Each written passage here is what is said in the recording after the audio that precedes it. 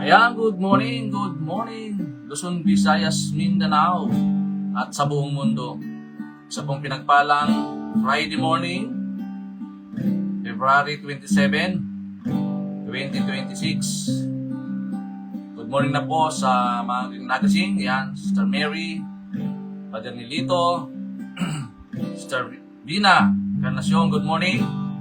Ayan. Ako nga po muna ang inyong makasama ngayong umaga, araw po ng Biyernes, mga kapatid. Good morning na po, Sister Mau. Padre Alejandro Ramos, good morning.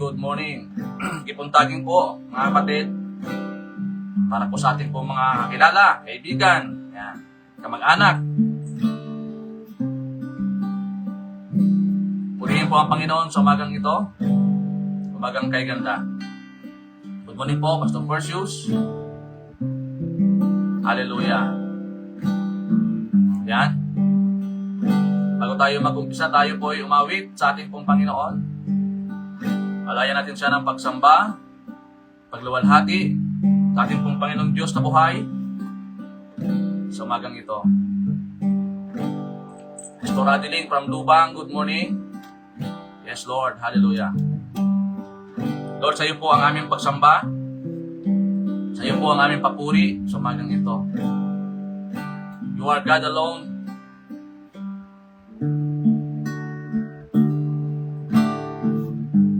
You are not a God created by human hand. You are not a God dependent on any mortal man. You are not a God is need of everything we can give, yeah, your plan. That's just the way it is.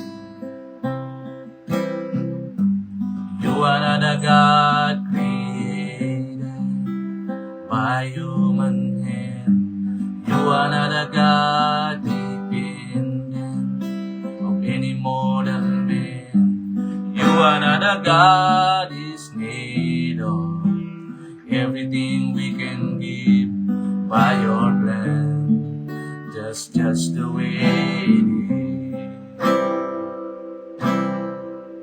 You are God alone from before time began.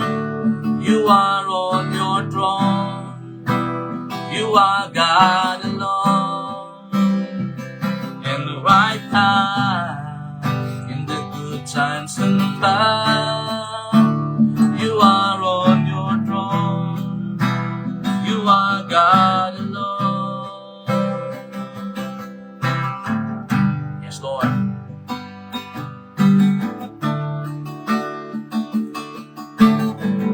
You are unchangeable, unshakable, Lord, unstoppable. That's what you are.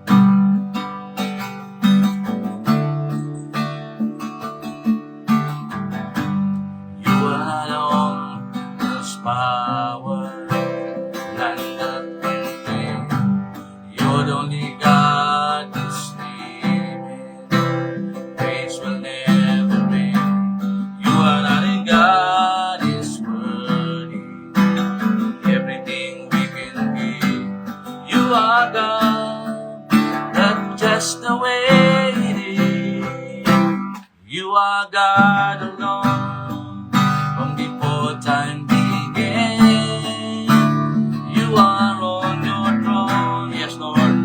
You are all alone. And right now, in the good times and bad, you are on your throne. You are God alone.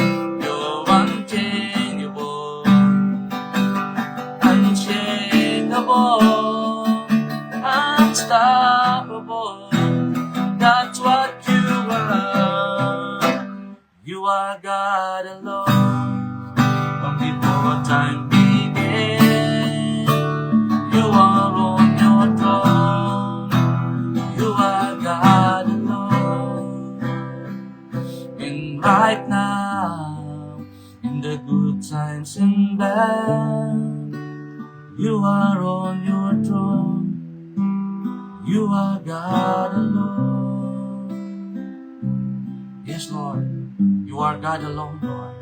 In good times, in bad times, Lord. You are always with us, O God.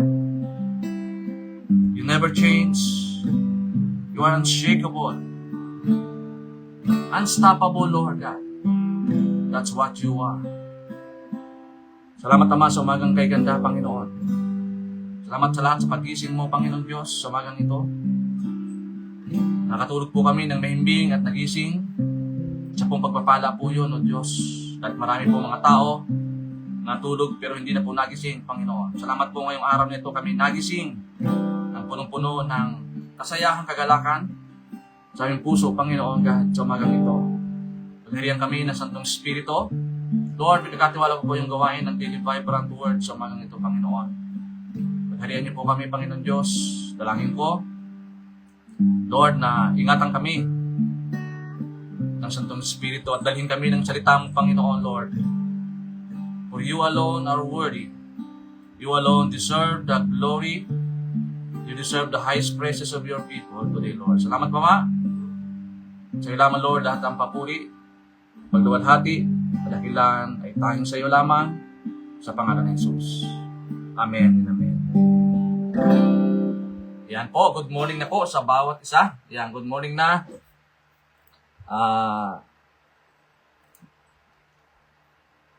Si Sister Donna, good morning. Si Sister Mary, yan, good morning po sa bawat isa. Yan, magandang morning sa bawat isa. Purihin po ang Panginoon sa magang kay ganda. Salamat po sa Diyos. At muli tayo po ay nagkita-kita through this platform. Ako nga po muna ang iyong makasama ngayong umaga. Ayaw po ng Friday morning, February 27, 2026. Ayan.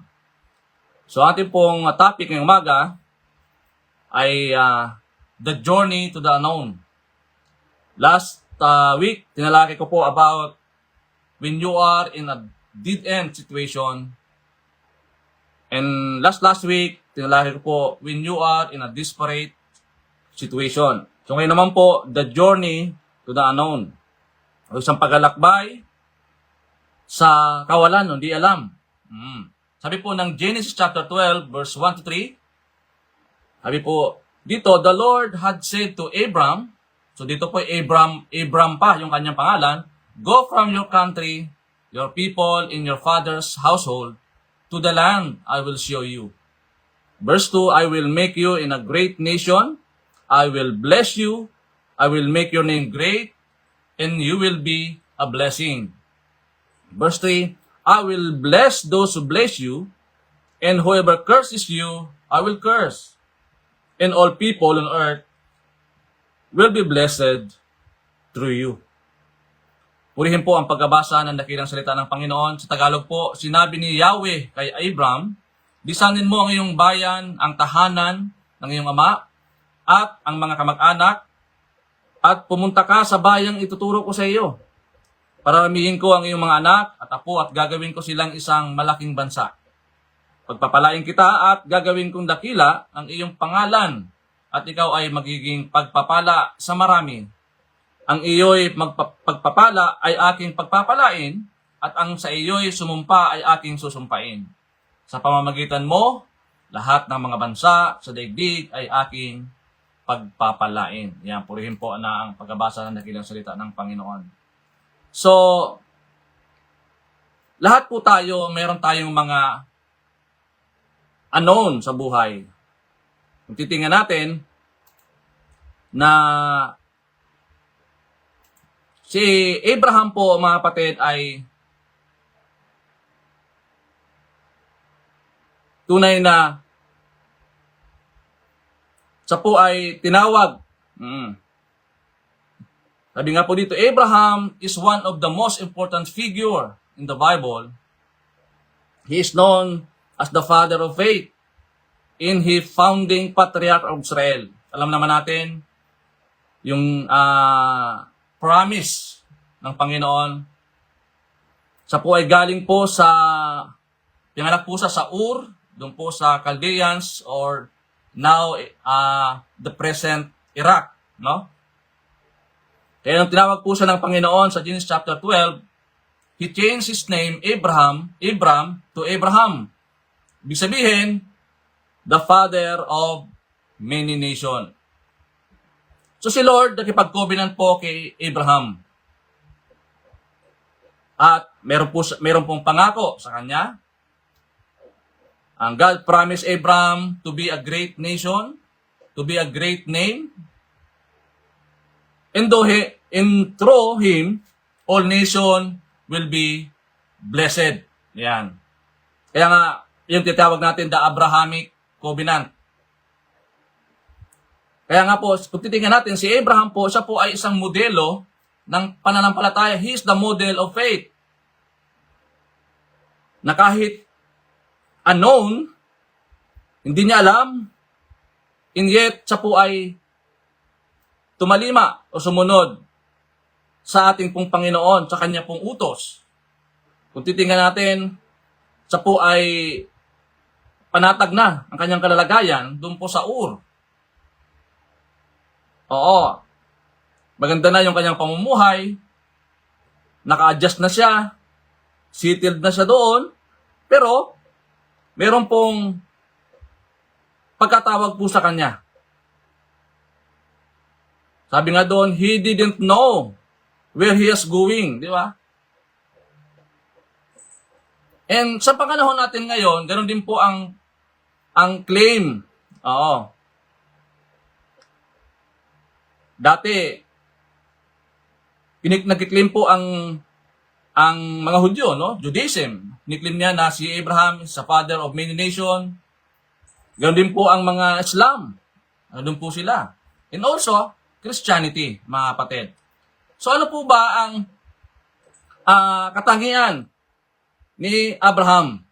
From Abram to Abraham.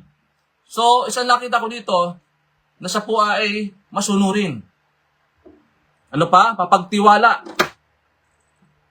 At matyaga sa pag-iintay. Handa sa pagsubok. Kaya tinawag siyang ama ng pananampalataya. Minsan, ang pangako ng Diyos ay hindi nakabase sa kakayanan natin, kundi sa katapatan natin.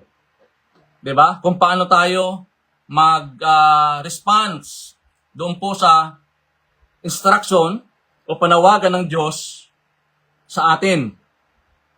Meron lamang po ang Panginoon na gustong hakbangan natin. Oo. Gusto lamang ng Diyos na makita sa atin yung unang pagtugon, yung instinct, Kaya may mga panahon sa buhay natin na para tayong lalakad sa dilim.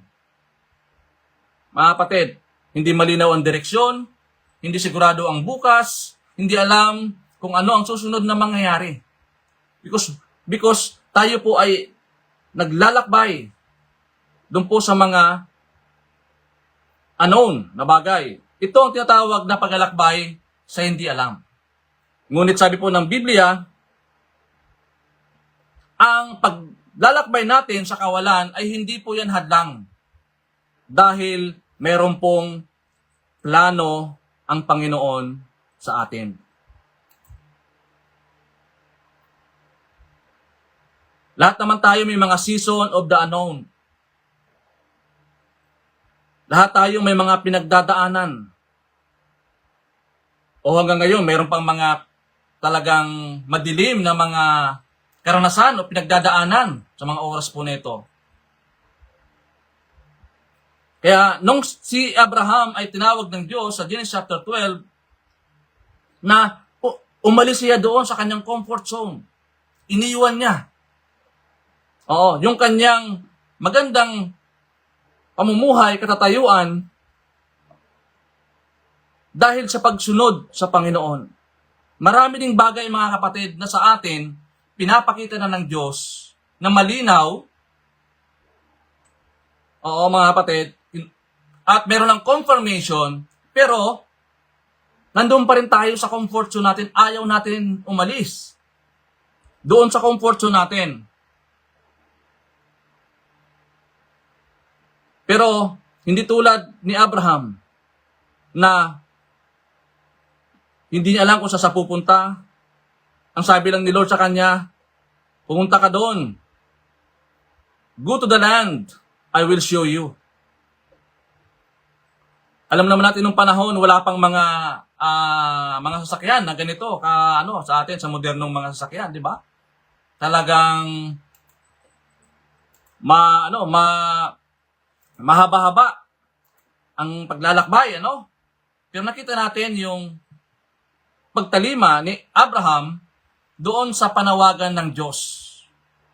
Kaya ako po kumbinsido dahil talagang naranasan po ni Abraham, mga kapatid, yung talagang pagkilos ng Panginoon sa kanya. Biruin mo, 75 years old na siya nung siya po ay tawagin ng Panginoon. Marami pong problema sa atin, mga kapatid. We want clarity before commitment. Yung kasi ang normal na katangian ng isang tao, yung sigurista. Alam niyo po yung sigurista, di ba? Ipakita mo muna sa akin para ako maniwala. Pero sa kingdom ni Jesus, commitment comes before clarity. Kaya nga tayo, ang ating pong ginagawa, to believe is to see. Hindi to see is to believe. Diba? Baliktad po, Tinawag ni God si Abraham na umalis sa comfort zone niya, walang detailed plan, walang timeline, walang guarantee na smooth ang journey. Sa atin po ganun din.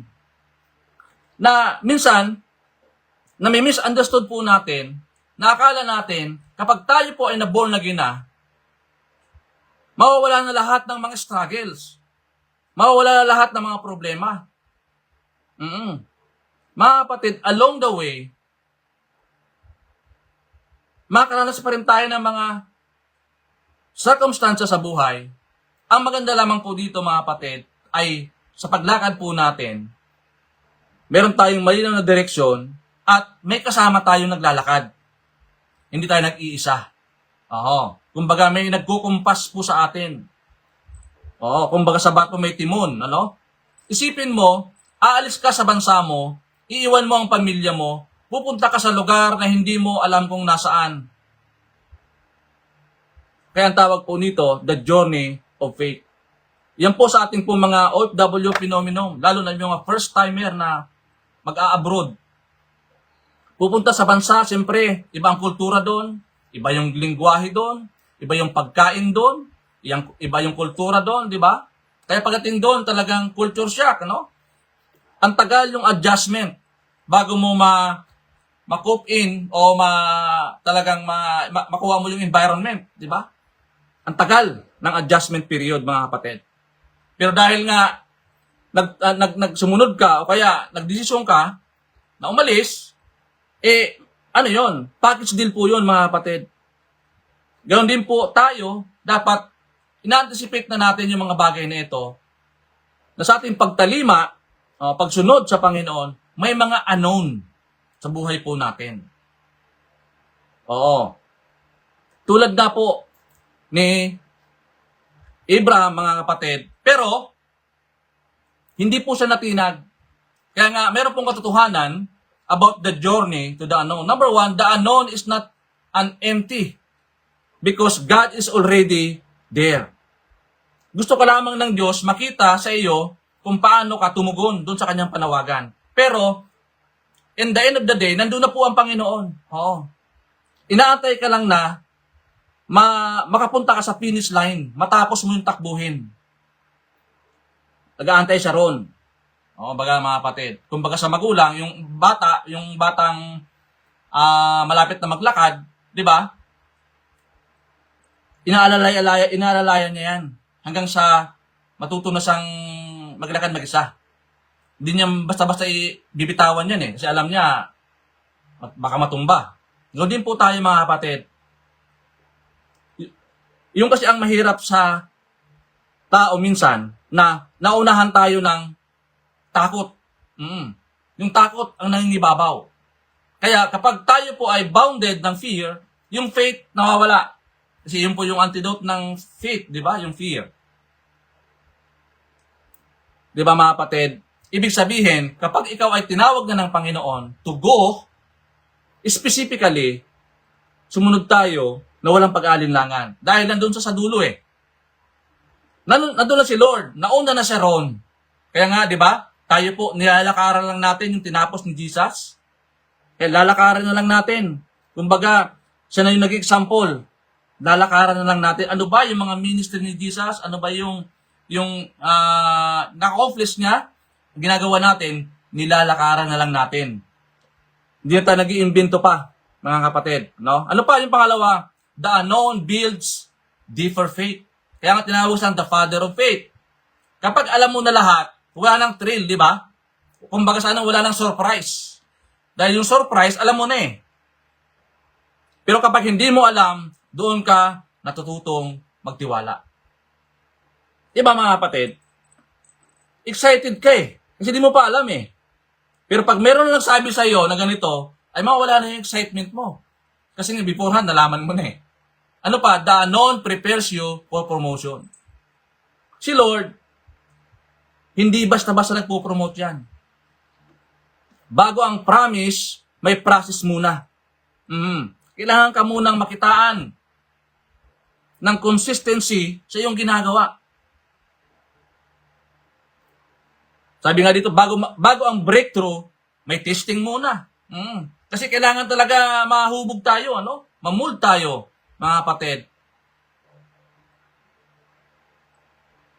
Minsan, ang new thing kay Lord, kadalasan, nagsisimula yan sa mga uncomfortable na mga bagay. Ano sabi po ng Panginoon sa Isaiah 43 verse 19? I am doing a new thing. Di ba? Tingnan mo nga, ika nga, sabi niya. Gagawa ako ng mga bagong bagay. Gawin din po tayo mga kapatid. Inaantay lamang ng Panginoon kung paano tayo humakbang, tumalima sa kanyang panawagan. Kaya nga, di ba? Prayer without work, faith without work is dead. Di ba? Kailangan may kakibat siya, mga kapatid. The unknown is scary only when you walk alone. Kaya natatakot tayo kasi mag-isa tayo naglalakad eh. Pero kung alam mo, naglalakad tayo at alam mo, kasama mo ang Panginoon, hindi tayo matatakot. But when God leads you, the unknown becomes a journey of destiny. Ganun po ang nangyari kay Abraham. Sa umpisa, mahirap. Yes, siyempre. Anon nga eh. Hindi mo alam kung saan ka pupunta. Pero along the way, kapag malapit ka na doon, kung saan ka tinawag ng Panginoon, kung saan ka pinadala ng Panginoon, kung saan yung ministry mo, mga kapatid, after that, ma-appreciate mo na tama pala. Tama pala yung desisyon ko sa pagsunod sa Panginoon. Miracles follow when we move. Always remember that, mga kapatid. Miracles follow when we move. Kaya ang galit ang Lord sa mga taong tamad eh. Di ba? Ayaw ng Diyos ng taong batugan o kaya tamad. Ayaw ng Diyos ng ganon. Gusto niya, meron tayong ginagawa. Hindi tayo idle. Yan. Kaya nga sabi ng Proverbs, di ba? The idle mind is a devil's workshop. Mga kapatid. At marami po na nagiging workshop ni Satan. Yung ating mind, yung ating katawan, kasi nga wala tayong ginagawa. So ano po yung puntos po natin ngayong umaga, mga kapatid? Take note of this. Number 1, live before you see. Magtitingnan natin yung principle po ng Biblia, yung principle po ng Panginoon, ay magkaiba po yan sa principle nitong ng mundo. Magkasalunga talaga, no? Mga kapatid. Kaya ang mundo, to see is to believe. Tayo naman, to believe first and you see. Okay? So sabi po ng Panginoon kay Abraham, leave your country to the land I will show you. Hindi pinakita agad ni Lord ang destinasyon. Bakit? Kasi gusto niya matutunan mo na magtiwala sa Kanya. Diba? It's a matter of trust, mga kapatid. Kaya nga, yung trust, napaka-importante yan. Kailangan alagaan natin yan, trust, mga kapatid. Oo. Kasi pag nawala na yung trust, lalo na sa mag-asawa, no? Diba? Kapag nawala na yung tiwala, yung trust, diba? Kung ano-anong mga negative ang pumapasok. Kasi nawala na yung trust eh. Kailangan pangalagaan natin, mga kapatid. Yung tiwala. Kagabi po, yung amin pong Bible study, ano? Topic po namin about good stewardship. Napaganda po, no? Na tayo po pinagkatiwalaan ng Panginoon. Oo. Di ba? Kailangan tayo po ay trusted. Minsan kasi ang tao, gusto natin kaagad, Lord, ipakita mo muna sa akin bago ako sumunod. O kaya, Lord, bigyan mo muna ako ng assurance. At, Lord, siguraduhin mo muna kung ano ang outcome nito. Di ba? Lagi natin pinapangunahan si Lord eh. Mas marunong pa tayo sa Panginoon. Di ba? Kaya nga ang panampalataya, ang faith, kaya nga, faith ay hindi seeing, it is believing. Di ba? We are living by faith and not by sight. Sa 2 Corinthians, di ba mga kapatid? Kaya, titingnan natin, sabi po ng Hebrews chapter 11 verse 8, di ba? Sumunod si Abraham. Kahit hindi niya alam kung saan siya pupunta. Oo. Naitala sa New Testament, no mga kapatid, yung mga heroes of faith. Dahil sa kanilang pagsunod sa Panginoon. Di ba? Dahil sa kanilang pagtalima. Live before you see. Number 2, trust before you understand. Mga kapatid, malinaw po yung Proverbs chapter 3 verse 5 to 6. Trust in the Lord with all your heart, and lean not on your understanding. In all your ways, submit to Him, and He will make your path straight. Kaya pag sabi kasing leaning, ibig sabihin ng dependence. Dependent sa ating pong Panginoon. Minsan kasi kapag hindi logical yung senaryo, hindi tayo gumagalaw. Kung saan pa tayo naghahagilap ng signs. Minsan nga yung confirmation natin, minsan nababasa naman sa Biblia, may mga tao na spiritual father, meron ng mga pastor na nagsasabi. Pero inaantay pa natin kung ano-ano pang mga bagay hanggang inabutan na tayo ng pagtanda at hindi na natin na-accomplish yung pinagawa natin sa atin ng Panginoon. Kung walang guarantee, hindi tayo magde-decide. Kailangan garantisado. Pero ang faith, mga kapatid, hindi po yan base sa ating logic, no? Base yan po sa karakter ng ating pong Panginoon. Kapag si Lord nagsabi, kapag si Lord ang kumilos, okay? Nagsabi na ganito sa iyo, na-confirm naman ng Biblia, na-confirm naman ng mga tao sa paligid, go. At huwag na tayo mag-antay pa kung sino-sino mga santita na tatawagin mo para lang may confirm. O minsan pa nga, pupunta ka pa sa albularyo para talagang i-confirm pa yung bagay na ito. Minsan pa doon sa mga fortune tellers, di ba? Kaya doon sa mga nagbabasa ng palad.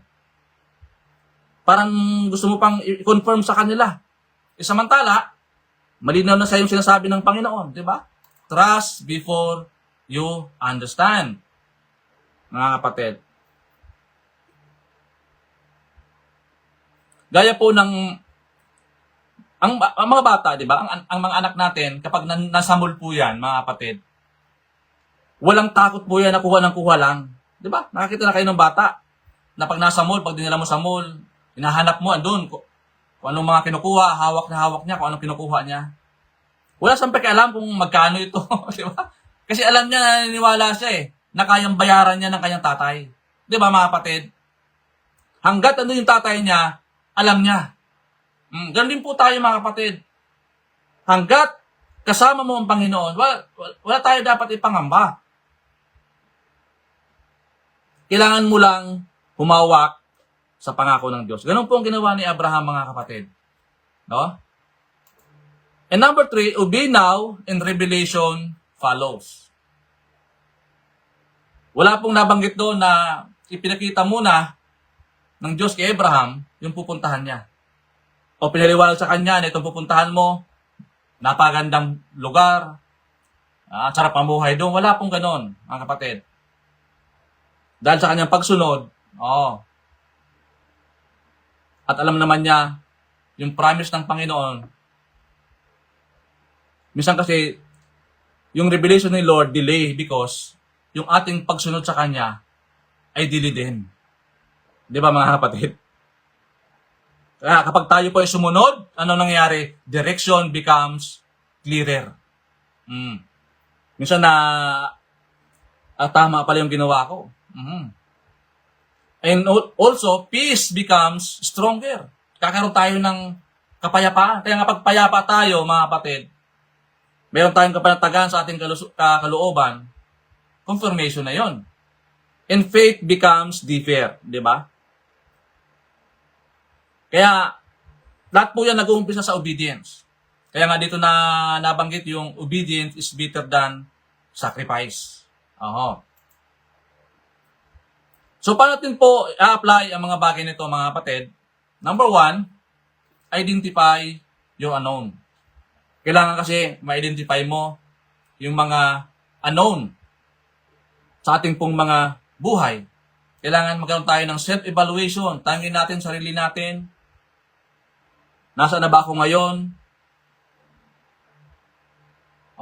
Tama ba yung aking tinatahak na daan? Tama ba yung aking sinasamahan? Tama ba yung career na pinili ko? Akma ba yung ministry na aking involvement, no? Mga kapatid, kaya magkaroon tayo ng evaluation, self-evaluation. Sabi dito, identify your unknown. Number 2, release control. Alam mo minsan, itong problema. Ang takot kadalasan, galing yan sa desire to control outcomes. Yung bagang pinapangunahan na natin. Kumbaga, pinapangunahan na natin yung leading ng Lord sa atin. Kaya nga malinaw po yung Biblia. Lean not on your own understanding. And ako po ay convinced na kapag tayo po ay sa ganung sitwasyon, unang-unang dapat natin ginagawa ay manalangin. Yan una gagawin natin, manalangin. Lord, hindi ko kontrolado ang lahat, pero nagtitiwala ako sa iyo. Kaya nga, surrender is not weakness. It is a faith in action. Diba, mga kapatid? Surrender is not weakness. It is faith in action. Ibig sabihin, na kahit di mo alam kung malinaw, hindi malinaw yung tinatahak, dahil meron kang pananampalataya, susunod ka. Minsan kasi, ayaw mo pang bitawan yung mga bagay na pinapibitawan sa atin ng Panginoon, na kahit bigat na bigat ka na, ayaw mo pa rin bitawan sa sarili mo. Gustong-gusto mo pa rin dalhin kahit bigat na bigat ka na. Yan sabi ng Panginoon, ibigay mo sa akin, di ba? Ibigay mo sa akin ang lahat ng mga bagay na ito. Dahil kontrolado ko ang lahat. Yan, mga kapatid. Yung pangatlo, take one step of obedience. Yan. Hindi mo kailangan makita ang buong picture. Kailangan mo lang gawin ang next right step. Kailangan mo lang humakbang, pasulong. Mga kapatid. Obedience unlocks clarity. Malinaw po, obedience unlocks clarity. Take one step of obedience. Sa bawat pagsunod po natin, paghakbang natin sa panawagan ng Panginoon, doon mo yan maunawaan. Naklarado pala. Mga kapatid, yung pagtulak sa iyo ng Diyos. Kasi minsan gusto lang kasi minsan talaga kailangan tayo itulak na eh. Mga kapatid. Alam mo na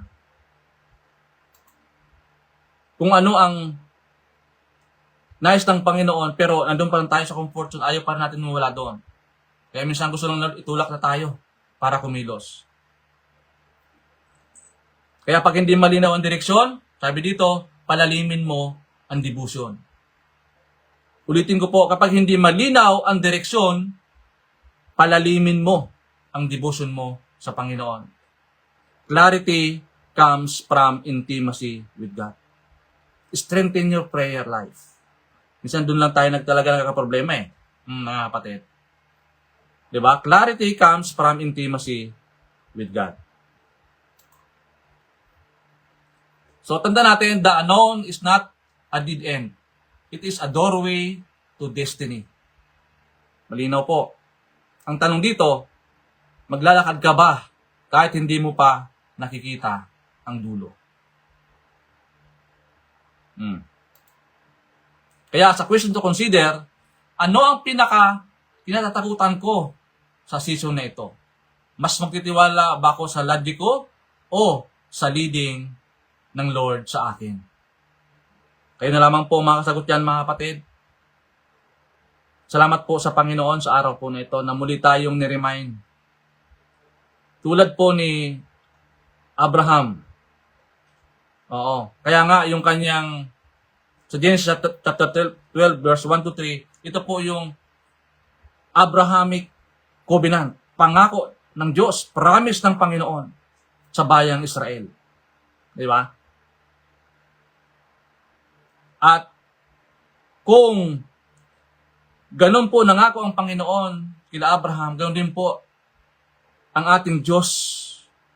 Tapat pa rin ang kanyang pangako hanggang sa kapanahunan natin. Hindi po nagbabago. He is unchangeable. Di ba? Unshakable, mga kapatid. Gaya po ng ating kinawit.